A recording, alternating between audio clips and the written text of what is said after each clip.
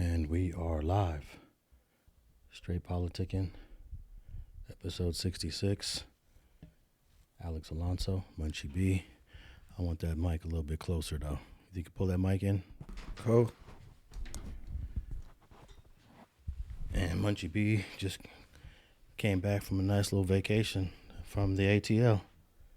Shout out ATL. I had a ball. Yeah? You went to the strip club? No, I didn't go to the strip club, but the Atlanta homies, you know what I'm saying, the families out there, I was coming for the weekend, so they threw me some at a lounge called Baba's. It was going up. I had fun in there, having a ball, drinking, standing on the couch, you know what I'm saying? Studio sessions set up. They rolled the red carpet out for me, you know what I'm saying? So shout out Atlanta. I love Atlanta. Yeah, be careful hanging out. They got Georgia Rico. They got that Georgia Rico. We had Matt ROllin on here. I know, man, but if I go penalize me for having fun and standing on couches and recording music, then hey, I mean, shit, we ain't doing nothing. Oh, man, they trying to penalize brothers for anything nowadays. So I'd just be careful, man. Hey, man, all I want to do is rap. Hey, man, we just rapping and partying and having fun, man, and slapping bitches on the ass. That's it. So you recorded some music out there? Like 4-5 songs and shot a music video. Oh, okay. Yeah, we getting it in. So any of those people are familiar? Were they knowledgeable of Young Slime Life, YSL, Woody, Young Thug, and all them dudes? Very knowledgeable. Oh, okay. That must be a hot topic in Atlanta. Yeah, I was out there. Yeah, shout out me Snake. Wife and Lucci brother. It was what is wife and K. Shout out K. You know what I'm saying? Our girl Boss Lady, Lil Bentley. I mean Cash Blood. Like we was out there having fun, man. You know what I'm saying? No, I love Atlanta. Auto too is way more hospitable. Everywhere you go is black. Like, you feel me? Yeah. You know, I love it. I was just there with my wife maybe a year and a half ago. But, you know, we did the whole tourist thing. We went to the MLK house. I'm sure you probably didn't hit any of the... We went to the African American Museum. What else did we do? We went to Olympic Village. We went to did you go to at least a Waffle House? Have some waffles? Every time I go, I hit the Waffle House. Last time I went, well, the time before not the last time before the year I went with Slim 400 before he passed. We was at King of Diamonds, the strip club, and that's when Slim 400 introduced me to Young Dolph. Oh, okay, the brother from Memphis. Yeah, rest in peace. Yup. Slim, rest in peace, introduced me to Young Dolph, who was in there. You know what I'm saying? Yeah, I had a ball then, too. I love Atlanta. Hey, the rap scene in Atlanta has come a long way since Outkast. It came out in 95. Big Boy and Andre, was it 3000? Andre 3000? Yeah, you got to put respect on Andre 3 Stack's name. He got on stage like, yeah, the South got something to say. Because, you know, the South was getting slept on for a very long time.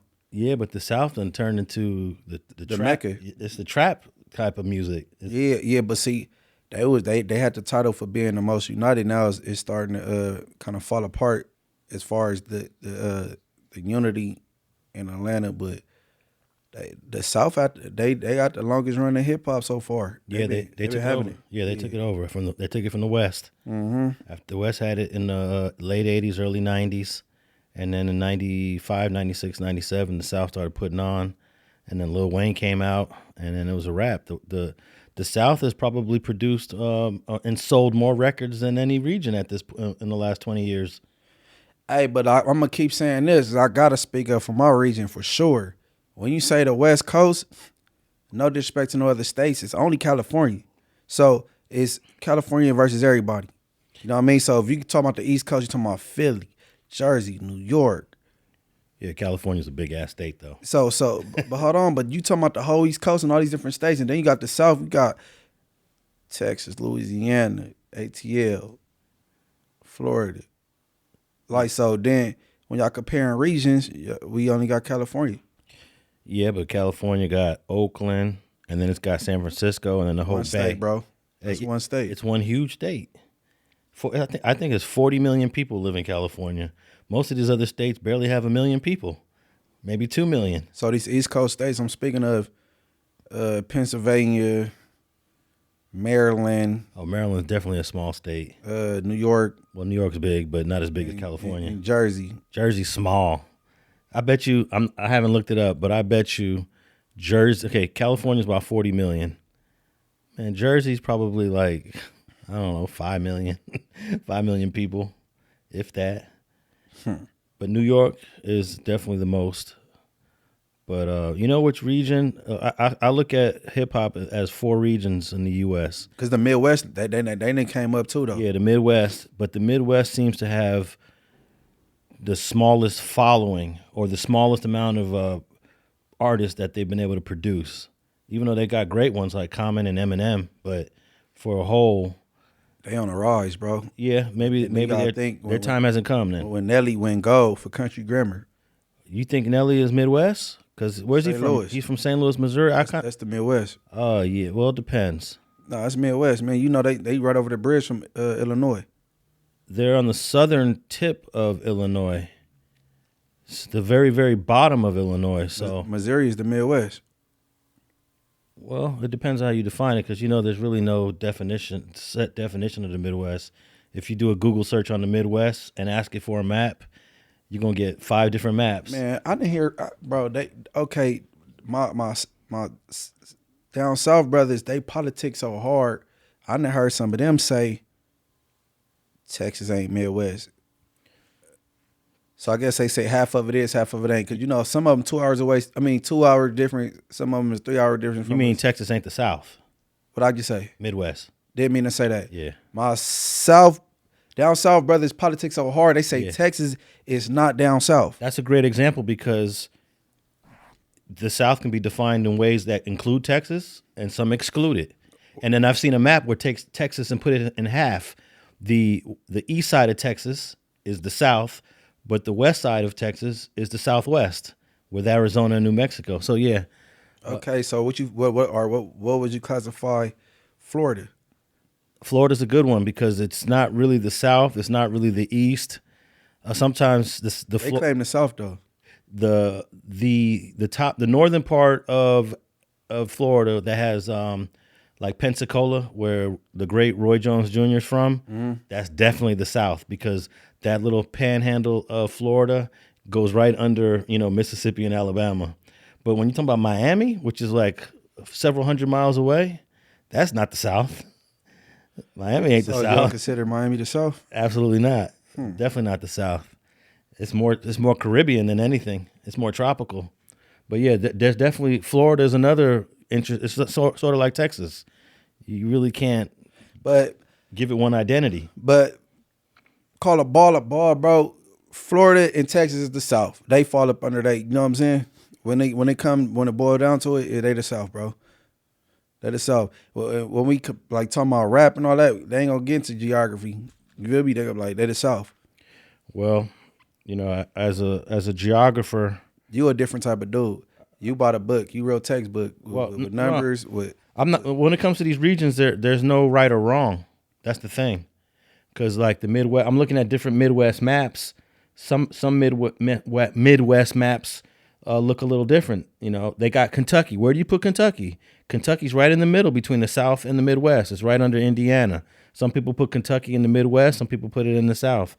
Texas is a great example, because Texas is the West, but it's also the South.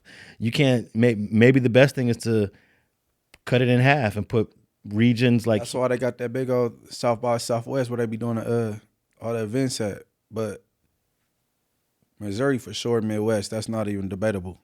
Yeah, I think most of the maps here are showing Missouri as a Midwest state for sure. Yeah, my family from out there. My mama, they Midwest. And I don't think Illinois, Midwest, 100%.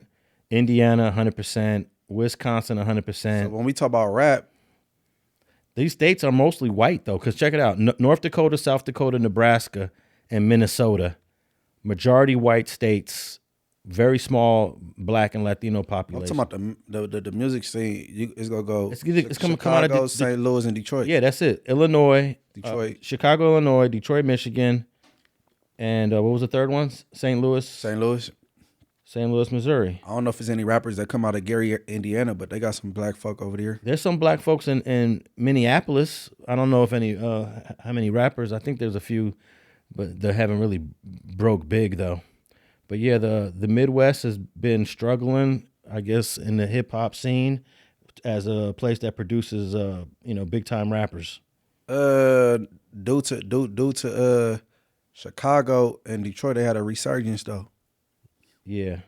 And of course, I think New York City and Los Angeles are always going to be the king, at least for the foreseeable future. LA don't seem to have a problem with producing the next big name, you know.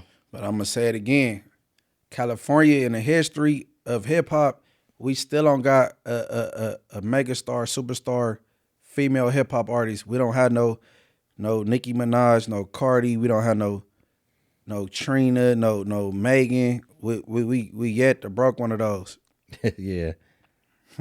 I thought that one woman that was on TDE was a LA artist, but I forget Hadoshi. She's not from LA, but she signed to TDE. I forgot how to pronounce her name. Yeah, she's pretty good though. Yeah, she's not from LA, so she don't belong to us. She don't belong to us. All right, man. So this is also your birthday week, man. Yep. I guess that was your trip to Atlanta was kind of a birthday getaway. Yeah, exactly. And what else you got planned for the B-Day? For the B-Day week? I was just happy with that. I'm just freestyling, man, and shit, I might just hit the studio and drop some heat on Baby Runner and Jayo Felony. All right, let's talk about that. Yeah. I was on Instagram and I saw a post. That's how I first learned that Jayo Felony responded. I guess he gave us a call last week. A courtesy call. Yeah. Well, he gave me the call. I don't think he was expecting me to be sitting here. And I didn't even like take the time to find out what his question was. I just immediately said, "Hey, I'm sitting right here with Munchie." Right. So, but Jayo Felony. Let me just say, Jayo Felony is my boy. I got a lot of love and respect for Jayo Felony. I've done at least maybe 3 or 4 interviews with the brother. He's been to my studio here. He's been to my other studio in Leimert Park. I went to his hood in San Diego. I met him through Hoodie Hood, who's also another good friend. Shout out Hoodie. Yeah, Hoodie Hood has definitely made that connection. And then I hung out with Jayo Felony when he had a movie with Xzibit a few years back. What's the name of it? It was an interesting movie too because it was all kind of like it was like a musical. Okay.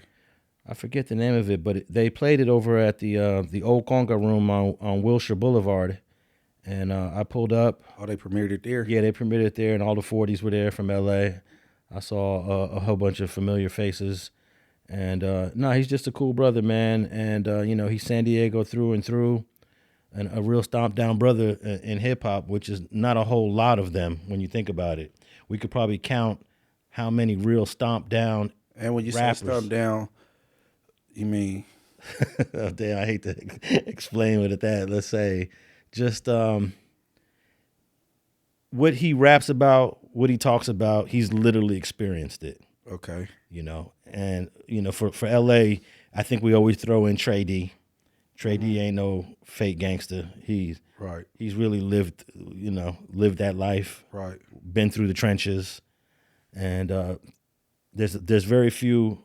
That list is short.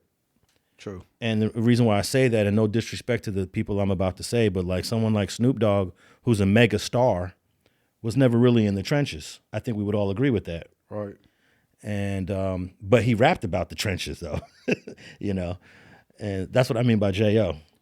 Yeah. Nah. Yeah. I'm a snap back at Jayo. It's all fun. You know what I'm saying? With me, it's in the sport. The name of that movie was Broken Ground. I forgot the title of it. Broken Ground with Jayo Felony and Xzibit. Did you was messing with it? It was cool? Yeah, it was cool. The only problem when they premiered it, something was wrong with the audio. It was playing either really loud or scratchy or something. It was some technical difficulties I remember that night. Hey, Jayo a legend. I love it. I like competition, and then especially if the person that shot back is somebody that you know what I'm saying, worth shooting back at. You know what I'm saying? But what I do want you know, the median, you the common ground for me and Spider. I want Spider to shoot back at Runner. Bro, I don't care what people talking about. I don't care for him these days, but Spider could spit. Man, shoot back at him and monetize. Spider? Yeah. Get in there. This what you do. You know what I'm saying? Shoot a video too. You already said I'm X amount of years old. I don't got time to be rolling around fighting with nobody. I'm a grandpa. I go to work. You know what I'm saying? X, Y, and Z. And so go in there and verbally spar with him and knock him out.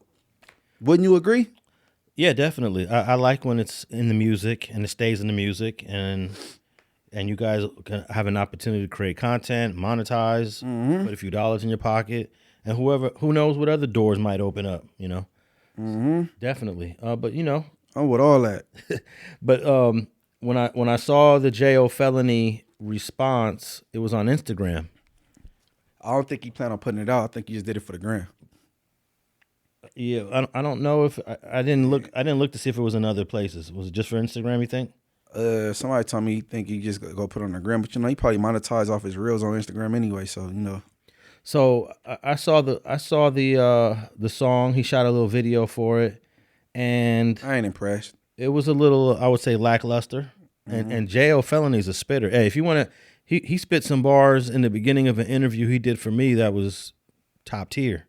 Totally incapacitated, homies glad we made it. So the enemy cross sprayed it, faded is all outdoors. Smell it coming out my pores. Mama said, get your ass outdoors. Bully 3 got all the whores. I sick them on bitches when we go on tour. The gang ain't lying, motherfucker, I roar. Try to get liquor, could have slipped it at the store. You don't need that, give me that yak. Flat nigga back, pack nigga, bitch, he can backtrack. Motherfucker shoulda gave me my sack back. Never tried crack, never tried smack. I eat shrooms and acid, so drastic, smash it. Bitch, this pickle is a classic. Remember when I couldn't get a nickel from a bastard? Now they clout chasing, they try to ass kiss. I'm hiding under the covers in the underbucket, in front of the undercovers. Fuck it.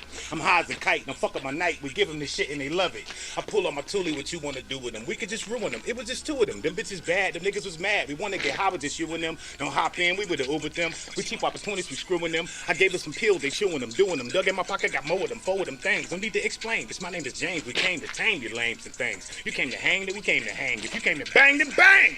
Top tier. I remember. I was like, wow. You know, and also he's not a youngster anymore, and he still got that fire. But unfortunately, he didn't bring that fire for the Munchie B disc. Oh, he brought a knife to a gunfight.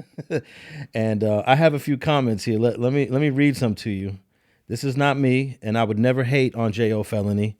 The very first comment under this Instagram post was from your boy Travis Ford. He actually said low key weak. That was his response. Blue Smurf OTM said, nah, this ain't it, with the trashy Mocon and a thumbs down. Blue Smurf OTM. Let's go to the next one. I got a few here. Uriel, Guardian of Heaven, just put a gif of a guy on the floor like dying, laughing. Oh, I guess that just means it wasn't. He found it funny, though, little comedic shit. The Inglewood, the booty thing. Like, okay, call me the dad _ show another gif of a guy picking up trash on the beach. Sheesh. I haven't figured out how to post gifs as a comment. I didn't even know you can put a gif. It's right down there by the emoji options. But these are custom gifs. These aren't the ones that you could just click on the option and then you got to somehow have these in your phone. I don't know. Let's see. _Cree _R_E. I'm sorry, KRE. He just put a bunch of laughing emojis. Your guess is as good as mine. What that means. That could go either way, whether you think it's trash or he got on me and thought what he was saying was funny. Yeah, exactly. Scarface, the Street Beefs, put a gif of a man walking out to the street to dump his trash. Carpito. Hey, Crip Jesus Music _ put a fire emoji. So there we go. We got one for Jayo. We got one for Jayo on that one. 40s. Realist Gemini Stand X3 put a bunch of trash emojis, and then I guess just a bunch of trash emojis from what I could see, about 10 of them. La Brea Drive put the 4 laughing emojis. Kamel 310 Valadez trash emoji. Big Killer _ 2nd Street. Huh? I don't know. Oh, wow. High Life Man IAK got a big old truck dumping trash at a literal trash dump where all our trash goes. These are the most unique gifts I've seen on a post. OTB Bagman 247 put 1, 2, 3, 4, 5, 6, 7, 8, 9, 10 trash cans. So I can go on and on. I got more of these comments here, but that seems to be. We'll stop when I got a positive Jayo Felony one. Okay. Flag Me Down has a gif of a trash truck pulling up to pick up a can of trash. The next comment is from Wes 5.0. This ain't it. Like this comment, if you think this shit emoji is trash emoji, if that made sense.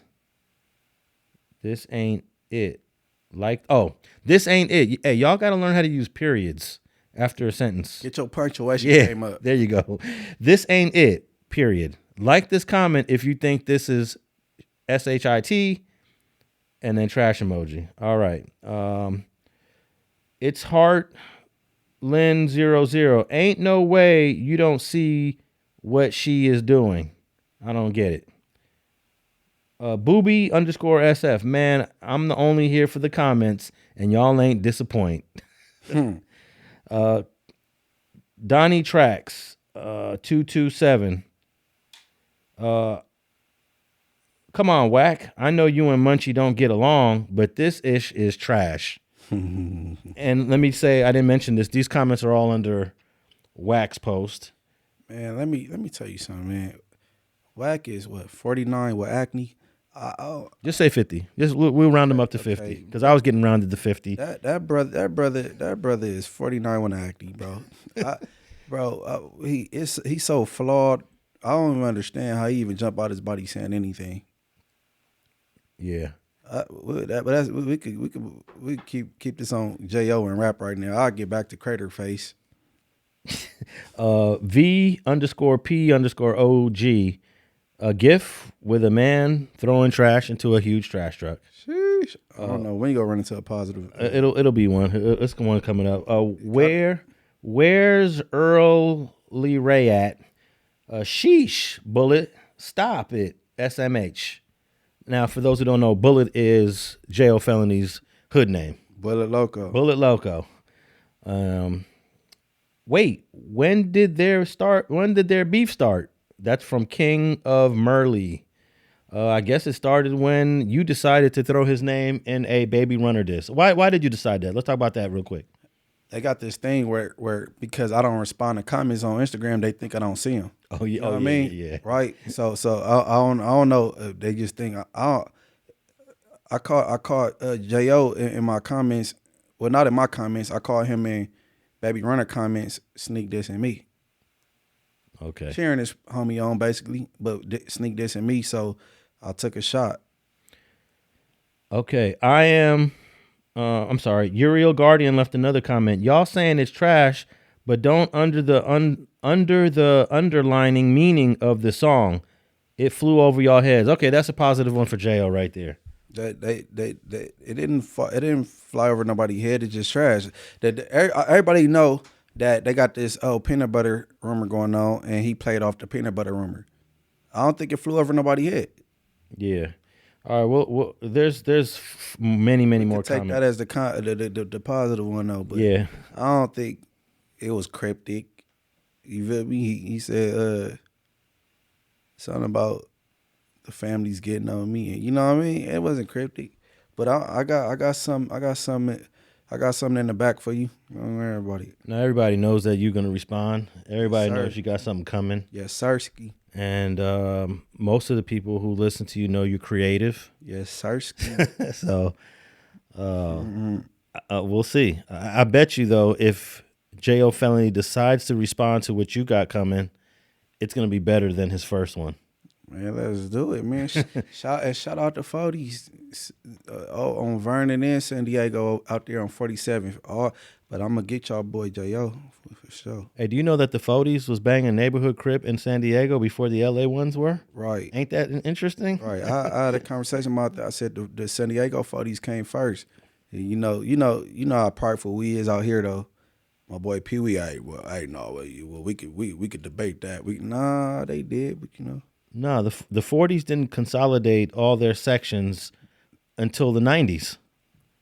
Yes, sir. Yeah. They had different, like you said, sides that was different entities, and then they eventually came as one. And then the 40s, just as a Crip set, they weren't there in the early 80s. They may have been in the early formations of what it was going to be by the late 80s, but the San Diego 40 Crips, they've been out since the 70s.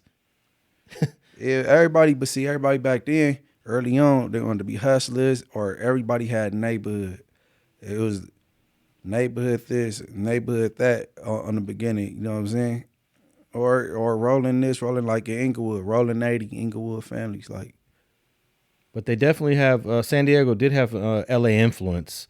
There were some. A brother from Harlem was out there and then kicked off the 40s out there in Dago, if I can remember right. Yeah, and I think the history is similar here in LA.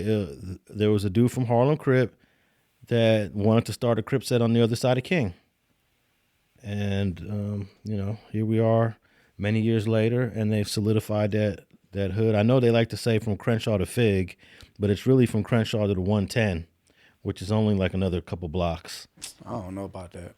What you mean? That's debatable. That's another debatable thing. Like they not really on Fig and Vernon. Well, the dark side goes to Fig. Yeah. See, okay, but like it be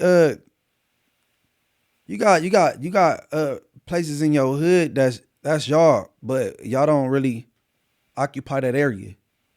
Cause I think that like down Fig some more going towards King, they might be a little bit on Fig, but not exactly Fig and Vernon. But shit, tomato.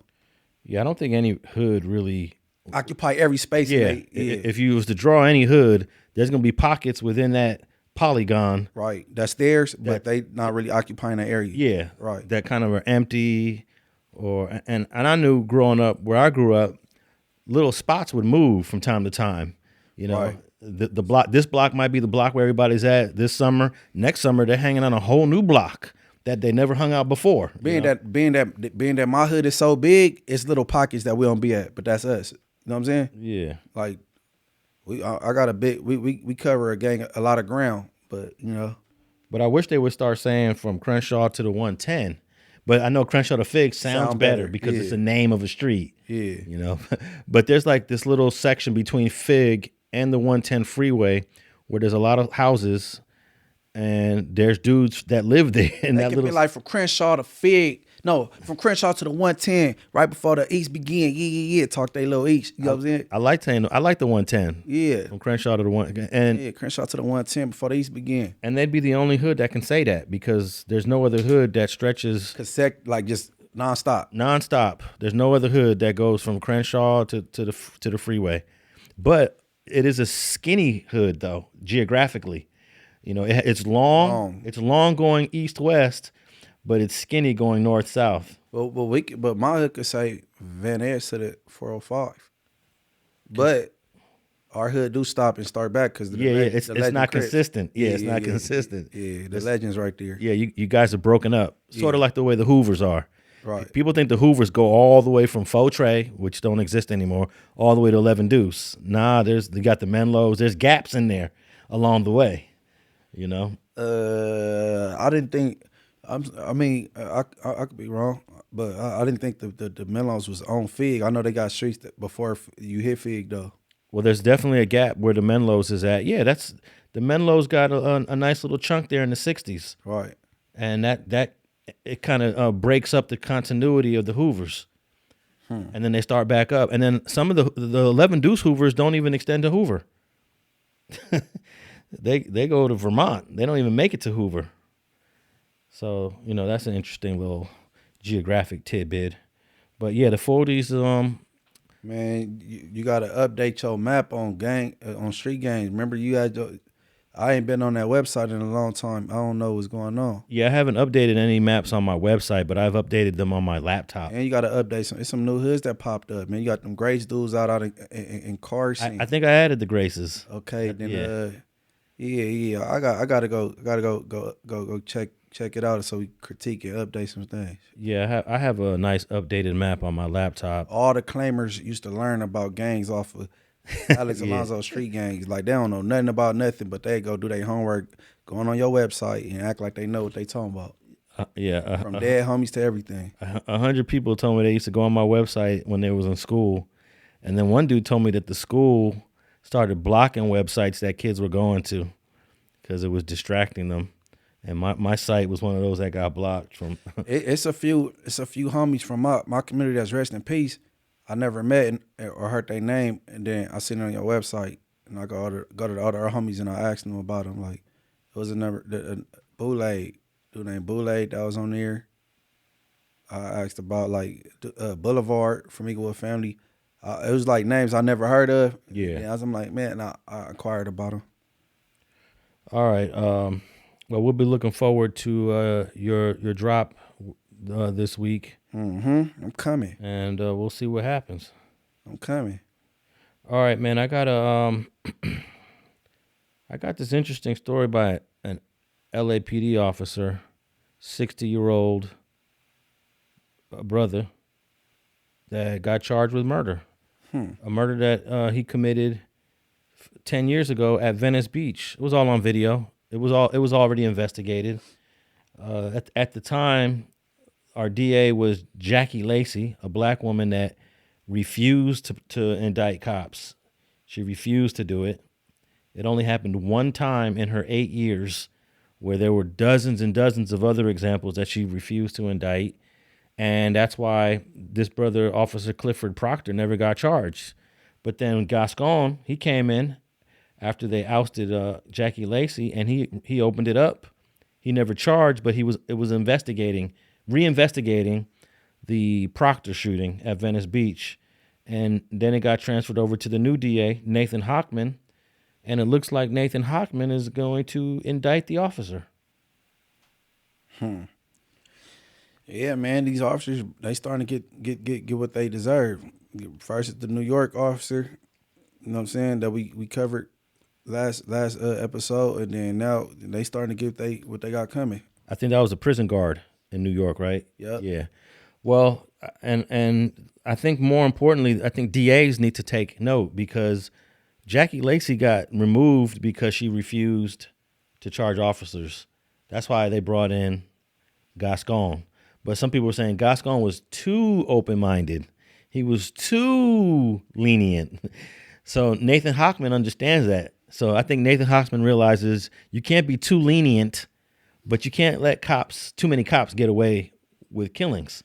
Well, if all right, in Gascon defense, if you really believe in rehabilitation, the way he went about things is the right way, because with these other DAs, they not giving nobody no action for redemption and come and do it, try it again.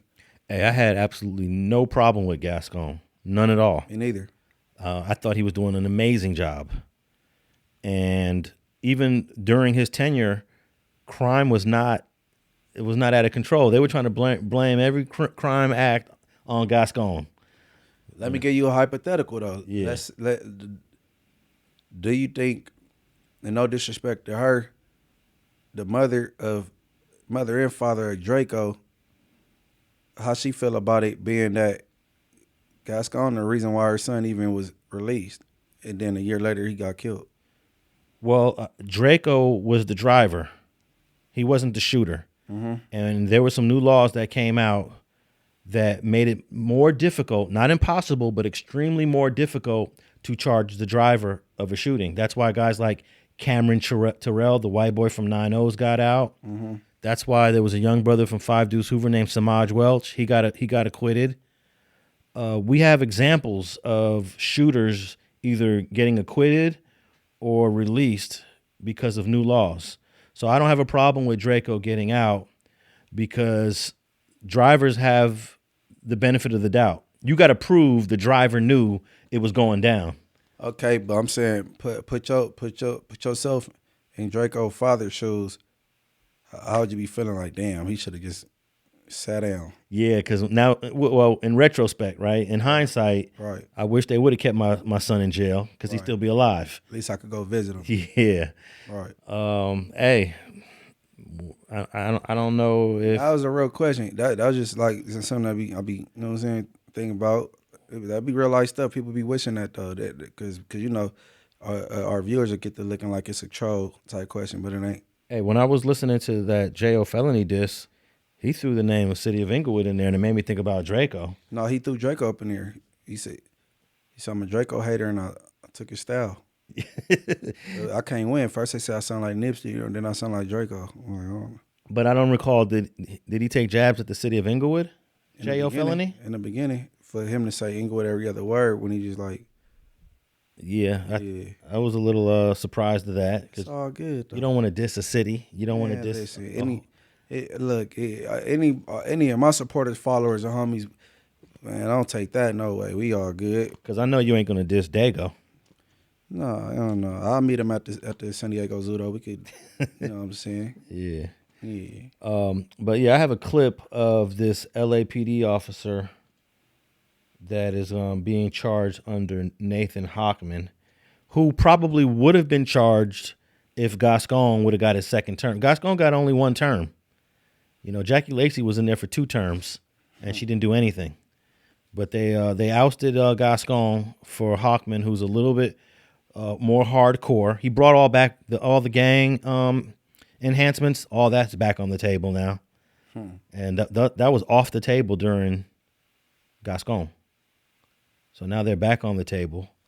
But it seems like Hockman realizes I can't go the Jackie Lacey route and not charge any officers. I got to charge some officers from time to time, you know. Hey, I want these KKK, Nazi lowriders, white supremacy groups to start getting charged with gang enhancements also. Oh, yeah. I don't hear it don't happen. Nah, it's only black and Latino gangs that get charged. Yeah. But, you know, years ago down in San Diego, they tried to charge a surfer group with a gang enhancement because they killed another surfer. They were fighting over waves. There's this whole thing about they beefing over waves. Hey, you stole my wave. I was about to ride that wave. So surfers got into it on the beach, and one of them killed another. The DA charges the surfers with a gang enhancement. Well, that was right to be charged for that. No, but the judge dismissed it though. But if that's a surfer gang, right? Well, that's not what the defense attorney, right? The defense attorney for the surfer that did the killing. He literally said, "Your Honor, these guys are not the Bloods and the Crips." No, which I was like, that's racist. By definition, this group identifying tattoos or common name, or you know what I'm saying, and it's all for the same cause. You know what I'm saying? That's a gang. Technically, you're right, 100%. Okay, that go for surfer gangs, motorcycle gangs, white supremacy hate groups, and even the police, because they got gangs within these departments. So if they go do the Bloods, the Crips, and the Mexicans like that, they got to do all of them. That's out. Yeah, it only takes a group of 3 people that are engaged in a crime. That's it. Group of 3 in the state of California. Well, all right, but let's get back to this Officer Proctor. Let me see if this clip will play. Let's go. A former LAPD police officer who once paid to uphold the law has been arrested in connection with the death of an unarmed homeless man. Authorities say Clifford Proctor was on duty when he shot Brendan Glenn twice in the back during a struggle in Venice 10 years ago. That shooting led to a long legal battle over whether Proctor should face a charge of murder. KTLA's Alina Bovian joins us live downtown with this developing story. Hi, Alina. Hi there, Sam and John. Well, this arrest is coming 10 years after the initial incident, so many people wondering now, is this justice finally being served or just a political show? Once he found out that he was being charged or close to being charged, he fled the country. and remained out of the United States until now. A former LAPD officer who fatally shot an unarmed homeless man in Venice 10 years ago has been arrested. 60-year-old Clifford Proctor was taken into custody Thursday at LAX and is now being held on $2 million bail on a felony murder warrant. Well, my reaction, if anything, is that I think on behalf of myself and my family, we're just, the hope is restored. The family of the homeless man, 29-year-old Brendan Glenn, say they still want justice. It was in May of 2015, and you can see it here in this surveillance video, an altercation on the Venice boardwalk. Proctor shot at point-blank range, even injuring his partner who was attempting to restrain the suspect on the ground.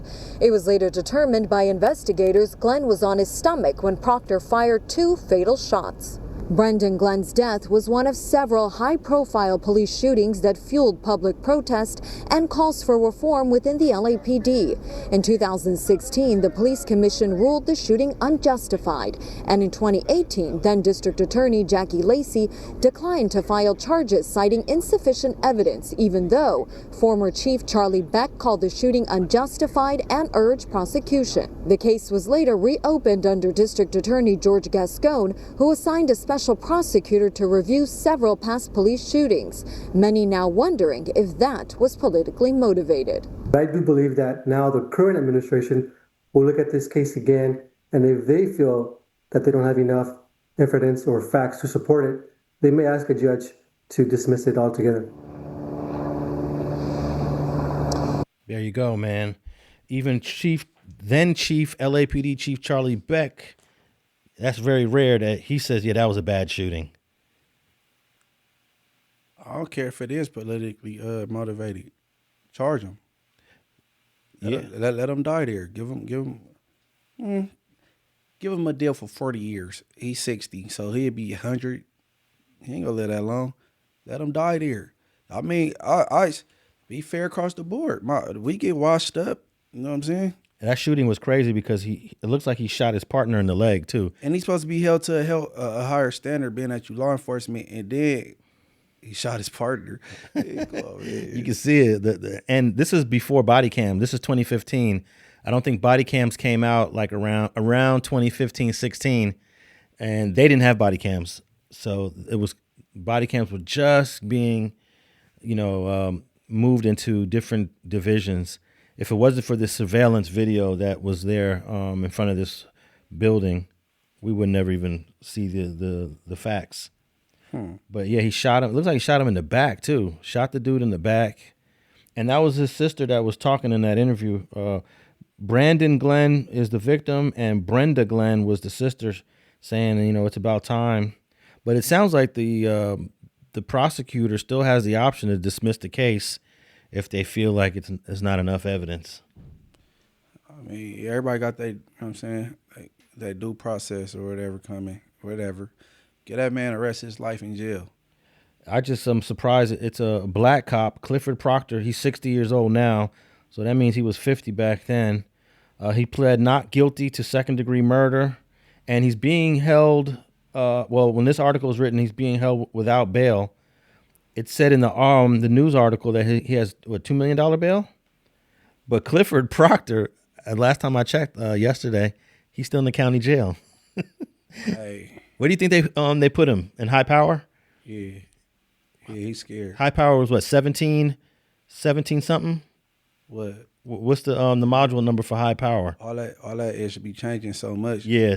So I don't know, but he fled, so he shouldn't even have a bail. He shouldn't even have a bail. No, He's a flight risk. Yeah, but they say he fled when he found out he was under investigation. No, when he found out he's being charged. No. He said that he was that he got word. I heard the word charged. When he found out he was going to be charged. He got word that he was under investigation and he left. Either way, he's a flight risk. Why is this man with a $2 million bail? All you got to do is own a home in California and bail out on that. Because our house is at value, so, you know what I'm saying? And then it's 10%. If you got a house, you put up some. Why does that man have a bail, a bond? Hey, he's in the county jail right now. Let me see if they gave him a bond. And I don't look at police officers as white, black. I look at them as blue. They the boys in blue. Yep, $2 million bail. I think he's gonna find a way to bail out. He ain't gonna sit in there and fight this. But yeah, $2 million bail. He's in the Twin Towers right now, and He in the Twin Towers. And his next court date is November 3rd. Yeah. Oh, he'll be all right. Well, the deputies will probably keep him safe. They probably look out for him. Man, look.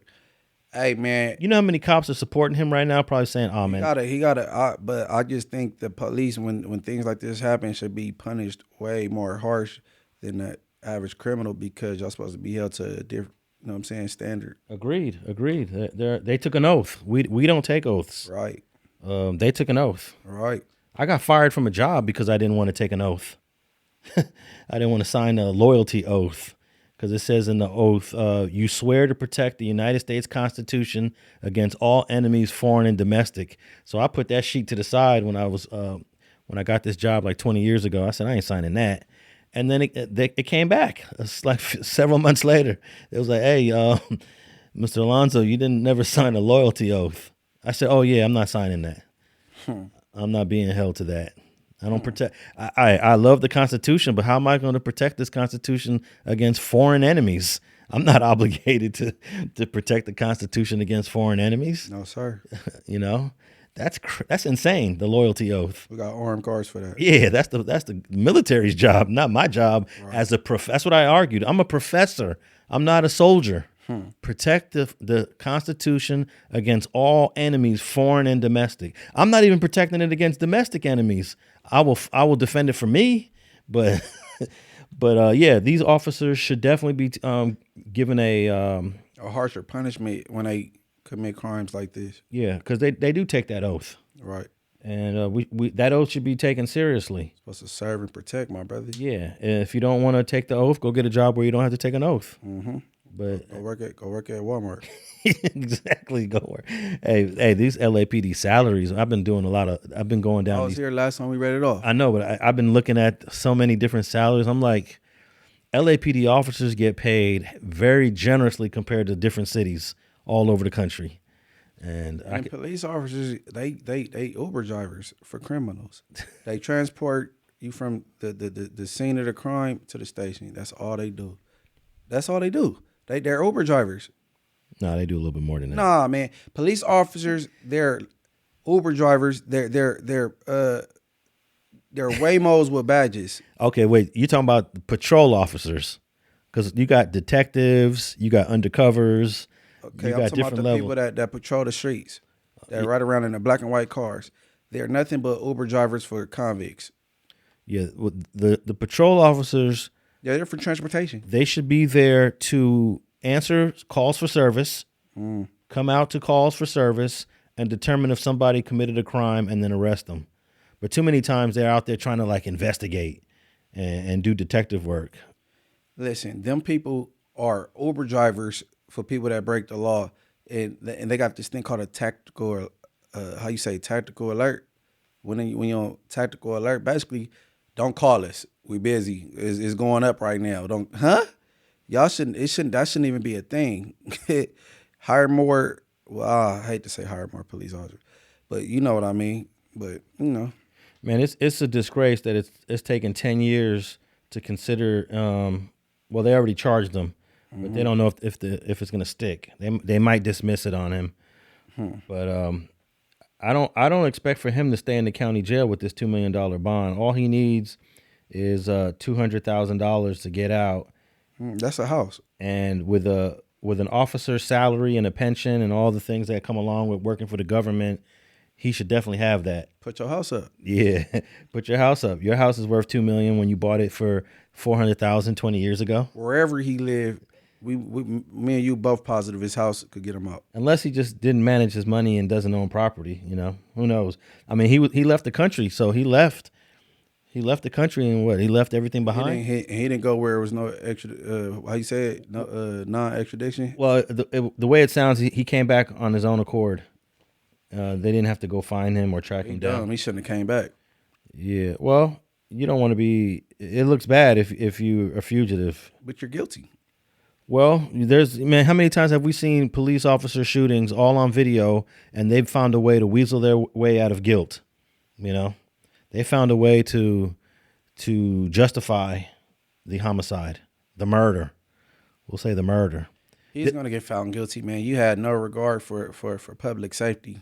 Definitely had no regard for public safety. Damn near killed his partner. So damn near killed his partner. I mean, come on, man. So you got attempted murder on your partner, and at the very least, a manslaughter on the victim. Brandon Glenn. So you got attempted murder, because you need to fight that as far as your partner go. Attempted murder on your partner, and at the lowest you could get manslaughter, man. So I'll give him 30 years of life. I don't think they're going to charge him for shooting his partner, though. Why you not being charged when you hit this man? Yeah. Yeah, but at least charge him, whether it's stick or not. Come on, man. I like stuff to be fair across the board, man. But you notice that his bail is $2 million for a murder, and then we were talking about Malik Salah. Mm-hmm. He didn't kill no one.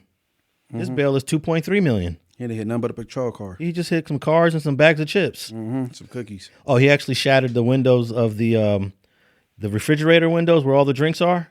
He shattered 2 of those doors. Those doors that open up. But didn't hit nobody. Didn't hit no one. And his bail is higher than this man. He killed somebody and shot his partner. This guy murdered a 29-year-old that was living his life on Venice Beach, minding his business. Right. There's about 100 people that are homeless in Venice Beach. And they all got most of them have some mental health issues that if you don't understand that you have to pull your gun out, you shouldn't even be a cop. You know, there's other ways to go about things before you get to a gun. You got a taser, you got a baton, you got a mace. Yeah. All right. Let's move on to. I'm hard on police. I know. I mean, I'm hard on the cops that deserve it. You know, because there's too many cops that I chat with that have stellar records, that have flawless records, histories, no complaints. I've been actually blasting there's 2 cops that pulled me over that I have on video. I found one of the cops on Facebook's page the other day, so I'm going to repost the video on my Facebook page, and I'm going to say this cop is not to be trusted, and then I'm going to tag his Facebook page in the post because they pulled me over fraudulently, LAPD. But, yeah, I try to we got to hold them accountable. Exactly. That's what the framers of our country designed the Constitution for. Diddy's release date has been published by the BOP, and everybody's all over this. That's crazy that everybody's all over this. I've been checking the BOP like every day since this happened, and it just got updated yesterday. And he's still in MDC Brooklyn, and his release date is May 2028. And that makes sense because you got to do 85% of those 50 months. Go do some of that in the halfway house. He could be all right. Yeah, if he stays on his good behavior, he'll be out of that prison, whatever prison he's sent to, probably 6 months before that. He'll probably be sent to the halfway house in 2027. That bad boy shit is only in the music industry. He ain't a bad boy where he at. He gonna behave. He gonna be a good little inmate. Look, any day from now, the 2 biggest moguls, arguably in hip hop history, will both be on a prison yard at the same time. Any day now. He's still in MDC. You talking about Suge and Puffy? Suge and Puffy. Who would have ever thought when these guys were on top of the world between 1992 and let's say the early 2000s, they had a nice decade of relevance. Even Diddy was still relevant, even though he wasn't doing music. Who would ever thought both of them would be in a prison yard at the same time? Yeah, he had the alcohol, Deleon. He had the other one. What's the other one that was real lit that everybody's messing with? That Puffy had his alcohol, Ciroc. You know what I'm saying? Like he was successful in many lanes. Yeah. So May of 2028 will roughly be less than 3 years. Less than 3 years. He already got a year in, and he'll be home before you know it. May of 2028 will be here. And I think it's a win for Diddy because he was found not guilty of the RICO. I know they're going to appeal. They're going to do an immediate appeal to try to get either his sentence reduced or get the Mann Act conviction overturned, which is still possible. So without any of that happening, we won't see Diddy completely free until early 2028. But there's a chance that his appeal goes through because I really don't like the Mann Act. He's a John in the Mann Act. He's not the pimp. Most Mann Acts is the pimp, not the John. But hey, I guess it can go any way. Yeah, man. Hopefully you learn from this. There you go. Sean Combs will be transported to a camp most likely in the next few days, since they already got his release date posted. All right. Oh yeah, I wanted to remember that we talked about there's been a lot of shootings. There was another shooting of a cop here this week where the cop got killed. You heard about that one? No, what city? Let's see, where did he shoot him at? I want to say oh, that was in San Bernardino. Colton. It was in Colton. Okay, 40 Glock City. Yeah, I don't have the details on that one, but basically, Compton Deputy responded to a domestic violence situation. The dude shot him in the head, shot the deputy in the head, jumped on a motorcycle, took the police on a high-speed pursuit, and an undercover police car crashed into his motorcycle, causing him to flip erratically, all on video by the helicopter. He survived it, and he's been taken into custody, and he's about to be charged with murder. Deputy Nunez spent the last 5 years serving the community of Rancho Cucamonga. When we talk about this young man, his wife, 2-year-old daughter, and the couple was expecting. Nunez was responding to a call for a man threatening a woman with a gun just 3 miles down the street from his station at this apartment complex near Victoria Gardens and was immediately shot. The suspect then led deputies on a reckless motorcycle chase on the 210. We're pausing the video of that pursuit coming to an end in Upland as an off-duty narcotics officer used his undercover car to knock the suspect off his bike. He survived that collision. Of a deputy. It was easy to bring that chase to the end. The dude was doing 150 miles an hour. They probably held back on doing that. They was like, all right, just go ahead. No, the way they got him is that they couldn't catch up to him at all. So one of these off-duty deputies jumped on the freeway ahead of him, got on it ahead of him because they knew what he was on, and he waited for him. He waited for him to catch up to him, and then he turned into him while he caught up to him. And man, it looked like the dude died the way he crashed off that motorcycle. And so that was just this week. You think that was his personal car he did that off of? I believe so. Yeah, it was his personal car. In fact, there was this video from the helicopter of that cop standing on the freeway. He is wearing slides. Like he just jumped he just left the living room, jumped in his car. I'm gonna help the deputy. This dude just killed the deputy. Oh hell no! You know how their reaction. You think they gonna pay for his car, man? Oh, they're gonna get him a brand new car. He's a hero. Right. He's a hero. And I get it. He just domed a deputy. Man, he put his beer back in the refrigerator and got in his car. Man, he was at home.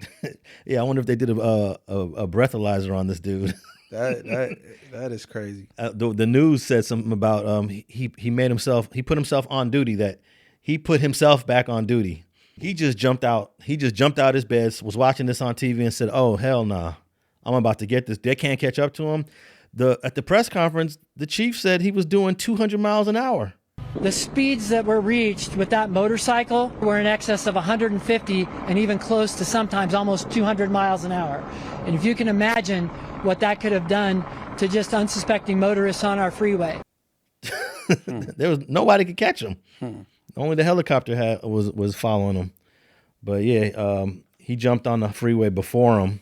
I don't know how he knew to get in the right lane. He was in the right lane, perfect lane. And as soon as the motorcycle came up, he just, turned into his lane and created the collision. And dude just went flying. I was like, oh, dude is dead. dude is dying. But yeah, he survived that, and he's in stable condition, and it looks like he threw his life away. It's a wrap for him. I'm all for due process, but I mean, guilty as charged. Yeah. I mean, no. Yeah. He crashed out. He crashed out, man. Example, exactly, a crashing out. Yeah, he crashed out. I can't wait to see his picture. I want to see what race he is, what ethnicity he is. I'm gonna take a wild guess and say it's a white guy. But I'm just guessing. Like, who goes 200 miles an hour on a motorcycle? Where is that again? Like in San Bernardino County. He might be black. Who goes 200 miles an hour on a motorcycle? Person that's trying to get away. You don't even got to do 200. You just do 100, you're gonna get away. Look what he just did. He's not thinking about, you know what I'm saying? Yeah. But I don't know how accurate their speeds are. I was like, really? 200 miles an hour? But they might have put a little sauce on it with the 200 miles an hour. All right, man. I had an update on that Compton Deputy shooting. Since we were talking about shootings these last few episodes, Malik Salah, Gus, what's Gus? No, what's his first name? Malcolm Gus. We completely forgot about the brother that walked up to a cruiser during COVID in 2020. Oh, we talked about that. Yeah, but we never found out the outcome. We forgot about, like, did he go to trial? Did he? Yeah, we didn't even know if he was black or Mexican. Yeah, well, they arrested a black dude for sure, and he got sentenced, and he got all day, just like Malcolm Gus got. I think Malcolm Gus got 126 years. With the L, yeah. Yeah, with the L. I just wanted to give people an update on this because I don't think it's worth it, man. I really don't think it's worth it to crash out like that. But this guy got also 100-something years. Let me see. I thought I had a clip. Thank you. The manhunt continues this morning for the gunman who shot 2 LA County deputies. Now the reward to catch the suspect is growing. CBS 2's Cara Finstrom is live in Linwood with a look at what happened just after the ambush. Cara. Good morning, Suzanne. The Sheriff's Department says they are following up on some promising leads as those 2 deputies continue to recover here. And we do hear from the Sheriff's Department, fortunately, that it appears neither of them suffered life-threatening wounds. Chilling video shows how the ambush took place as the deputies sat in their patrol car at a Compton rail station. 10-4, copy 998, deputy shot. The video posted to Instagram by user Police Post shows the female deputy who had been shot in the jaw rushing to help her partner. The sheriff confirmed both were hit multiple times. The 31-year-old mother and her 24-year-old partner were sworn in 14 months ago. The shootings come at a time when tensions are high between communities and law enforcement. Fellow deputies have been standing watch outside the hospital, and they saw support from the community yesterday. The Reverend Marcus Goodlew and other Compton residents came last night to pray with deputies and denounce the shooting. Sheriff announces arrest in Compton ambush. So I'll read this and then I'll tell you the exact sentence. Sheriff Villanueva, who has since been ousted from the Sheriff's Department, held a press conference in September of 2020 to announce the arrest of a suspect who deliberately attempted to kill 2 deputies in an ambush-style shooting while they sat in their parked patrol car.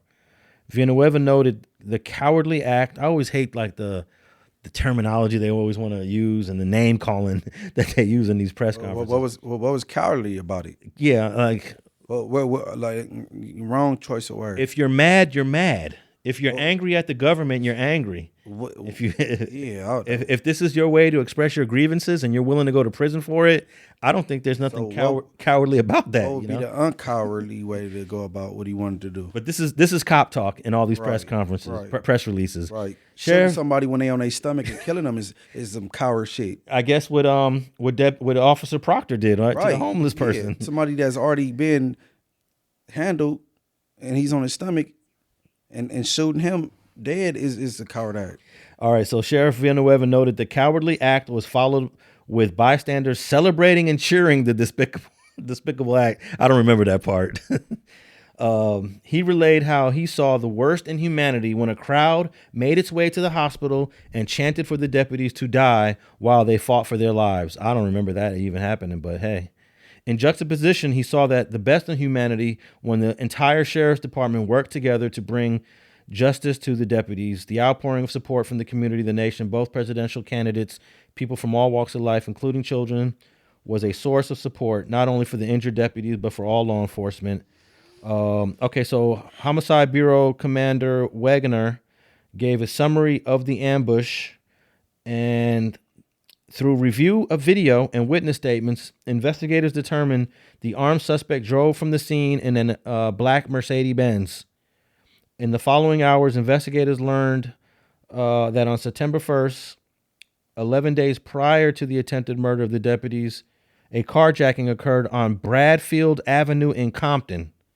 The suspect shot the carjacking victim in the leg with a high-powered rifle and stole a black Mercedes. The suspect was a male black adult. The carjacking case was investigated and an arrest warrant was obtained for Deontay Murray, 36 years old, of Compton. And that's who they eventually arrested in 2020. And I'm going to tell you exactly how much time he got, but he got a sentence similar to Malcolm Gus. Let me see here. What was his sentence? I'm gonna get the exact sentence for Deontay Murray. And it says here, Deontay Murray was found guilty by a jury for attempting to murder 2 LA County deputies. In 2023, he was found guilty 3 years after. And for some reason, just everybody forgot about him. You know, we got so much news that it causes us to forget. I completely forgot about the guy. What happened to the guy? Did he go on trial? And he got 166 years. So he got a little bit more years than Malcolm Gus got, I think, 126. So he got 166 for attempted murder of 2 cops. And Deontay actually hit the cop. They were in the vehicle bleeding, injured. Close up. Where Malcolm Gus, he aired out 2 cops that only got injured by broken glass. But they've got similar sentences, right? Over 100 years each. Right. And I'm sure Deontay Murray got an L on that. Of course he did. Yeah. And let's look up where he's at right now.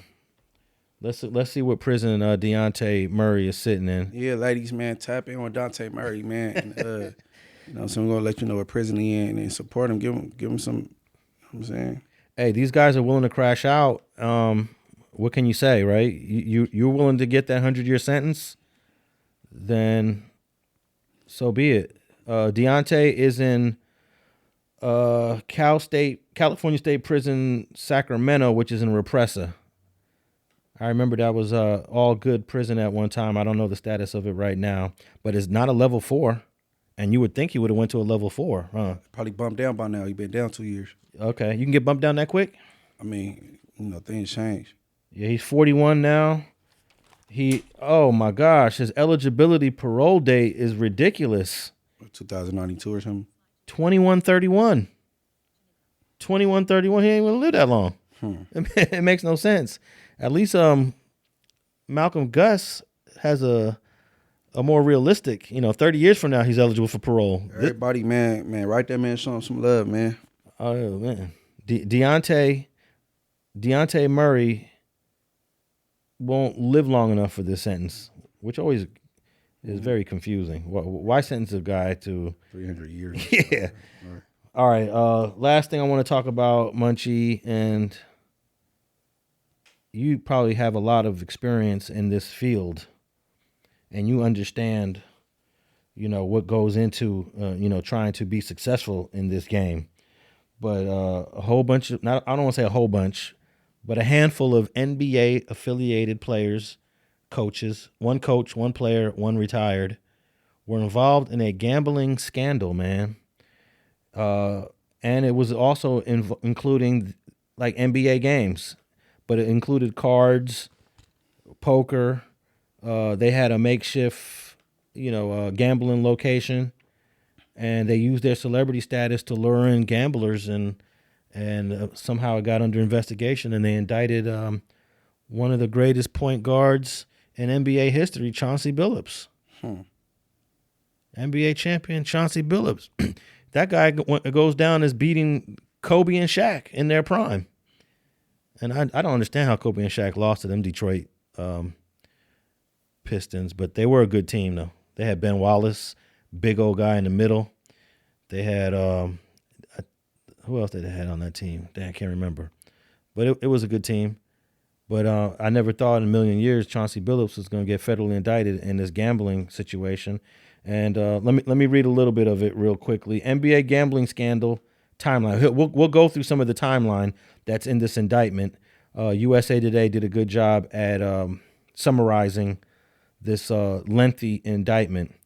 But the NBA is facing a gambling crisis after a sitting coach, that's Chauncey Billups, a current NBA player, that's Rozier, and a former player, all arrested in connection to 2 federal indictments related to illegal gambling on games and rigged poker games that had mafia ties.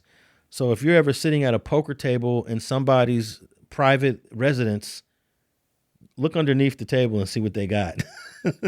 and you go tell us why. Okay, yeah. I mean, I'll just say it right now. The indictment is alleging that they had a sophisticated X-ray machine under the table that can see the cards that the players were holding. It's crazy. Yeah.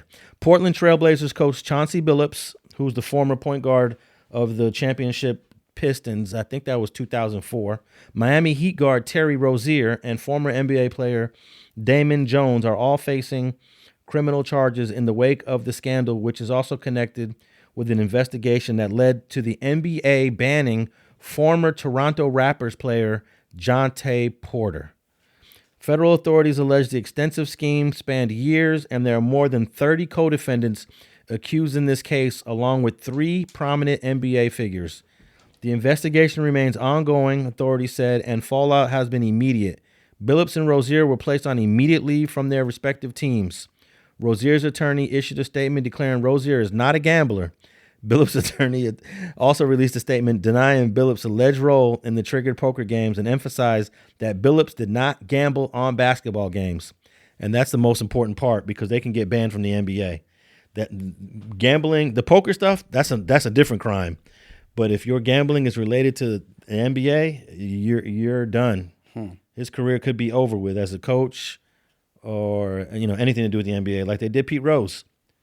Pete Rose died a couple years ago. That dude never was able to be involved in Major League Baseball for another day.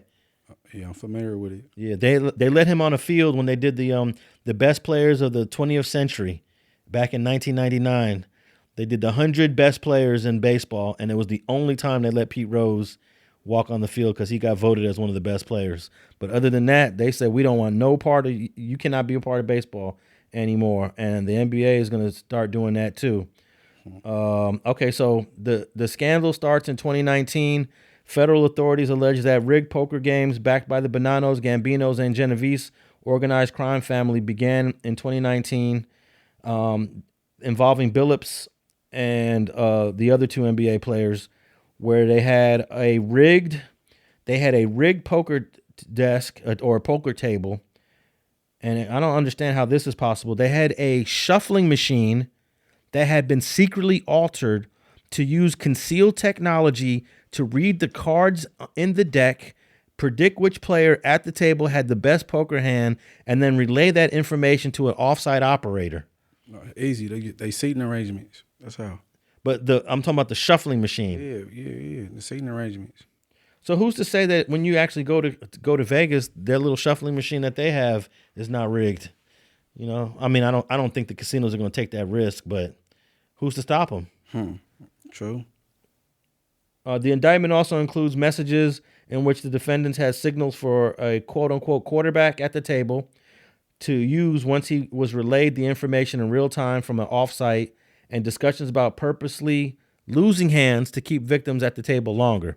You can't consistently cheat. You can't make it obvious. Gotta even it a little bit. you gotta make them feel good about winning a couple hands. That's crazy. They're winning hands, but they're letting you win. You're not winning them on your own. Yeah, so in that case, if you know what's going on, you'll just know when to quit. The indictment alleges the following: another rigged poker game in late October 2020, where one co-defendant wired $50,000 to another co-defendant, then wired that $50,000 to Chauncey Billups, the coach, and that money was used in the games. Investigators allege that when this gambling scheme involved non-public game status information, break that down, Munchie. Non-public game status information. For example, some of these people, players that get injured, it be game time decisions. So how we know how to prepare for LeBron James, because he's such a powerhouse, we don't know if he go play or not. So the people that's in the inside, they'll let you know, hey, LeBron ain't playing on Friday. You know what I mean? So now they know how to go about it and, you know, put their bet in. And is that something that you take in consideration, like injuries? When I gamble, I look at the injury report and all that. You know what I'm saying? Some people be doing a load management thing, trying to sit up. But I think they stopped that load management thing. But, you know, yeah, you take that into consideration. Okay, so these NBA guys, they usually get an inside information, like who's not playing, who's playing, before the public knows. Or it'd be a particular injury, and they act like the person completely healthy. So they, you know what I'm saying? And that's when the prop bets come in. Like, man, bet that he go under 21 points because, you know, he still got that finger injury. He not about to be shooting on threes, things like that.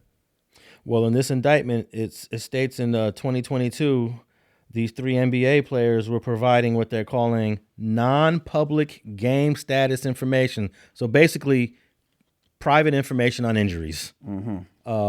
And they were providing that information, and they were selling that information.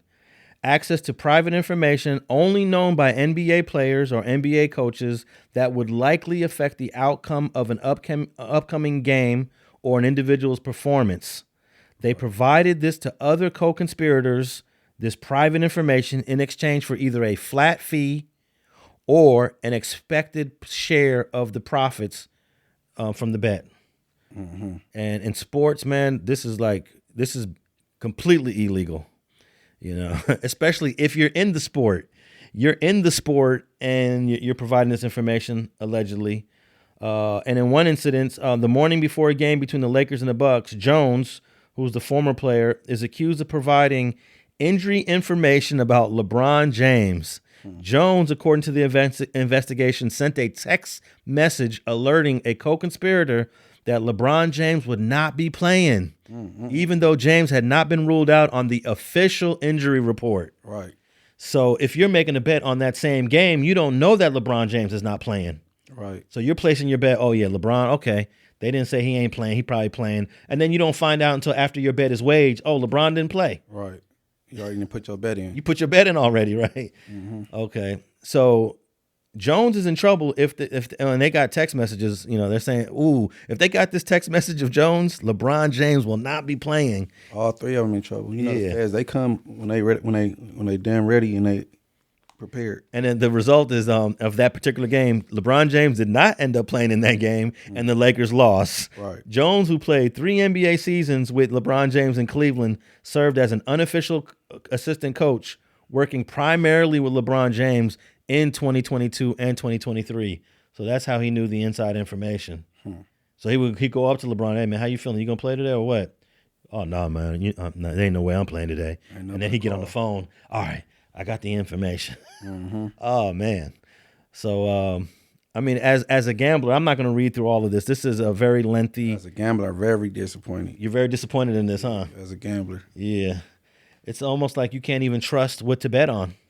So the last thing I want to say about this is that the NBA issued a statement, and they're going to come up with ways of trying to preserve the injury information and then having severe consequences when injury information or the private undisclosed information gets disclosed. As far as that, the best thing you could do is just wait to the very last minute to put your bet in so you can know the status of the player, whether they playing or not. Because if you put it in a little early and you just thinking they got it all in the bag because the star player playing and they poop, and he ain't playing, you just got to wait to the very last minute. That spread will go up or down. So you got to wait until almost game time. The players are being announced on the floor, huh? Damn near. Yeah.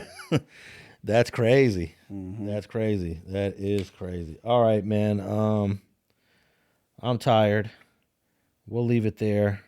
Search. Man, it seems like I want to say it seems like at least twice a week there's another federal indictment that impacts people that we know or people from the community or people in other cities that are related to people in our community or the sports world. It's just, The feds have been active this last like 5 years, super active. Right. They've been getting to it. Yeah. And it's unfortunate, man, to see Chauncey Billups like this, man, because he was a great point guard. He was a great athlete. This might tarnish. It definitely tarnished Pete Rose's. Man, Pete Rose was the greatest hitter in the history of baseball. He ended up with over 4,000 hits, but his gambling kind of tarnished his legacy. Do you think that some of this gambling stuff should just be legal? Like, there's so many laws against gambling. But What you mean legal?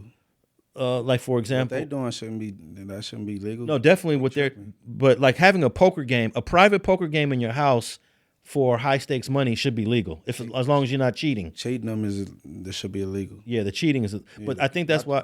Part. What if they're, maybe that's. They wasn't cheating people. I doubt the feds would even care. Yeah, that's what I was about to say. I guess it's the element of cheating is why there's so many laws against gambling. Right, and then the feds ain't getting nothing out of it. If they was getting something out of it, they wouldn't even care. That's how the feds is. If they could put a profit or a tax on some pussy, go halfway with it. They did it with weed. All right, as long as they, you know what I'm saying?